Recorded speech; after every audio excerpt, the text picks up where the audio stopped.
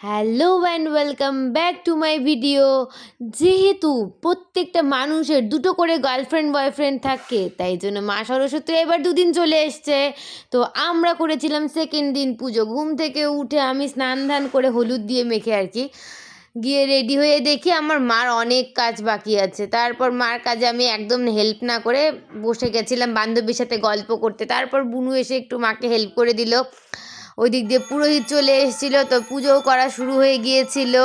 তো পুজো সবাই একদম সেই মনোযোগ দিয়ে দেখছিল। সবার ভিডিও তো আমি করছিলাম, আমার ভিডিও তো কেউ করে দেওয়ার নেই।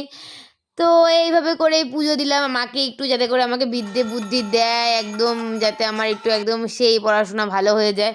কিন্তু আমি তো খালি পুজোই দিব না। এইভাবে করে আজকে সরস্বতী পুজোটা একদম সুন্দর করে আরতি দেখতে দেখতে সকাল সকাল ঠান্ডার মধ্যে কাঁপতে কাঁপতে কাটিয়ে দিলাম। তারপর সরস্বতী পুজো হতে না হতেই মাকে একটা দিলাম বিশাল বড় করে প্রণাম।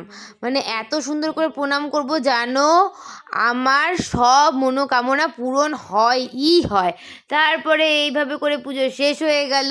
তারপর আমরা সবাই মিলে চলে গেছিলাম। আর এরা ভেবেছিল সকালে অঞ্জলি দিবে, কিন্তু ঘুম থেকে উঠতে পারেনি জন্য দিতে পারেনি। তারপরে সবাই চলে যাওয়ার পরে মা বাবাকে নিয়ে গেছিলাম ছাদে।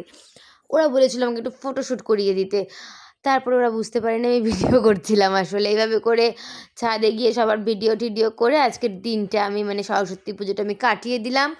নেক্সট ভিডিওতে আবার দেখা হবে। টাটা।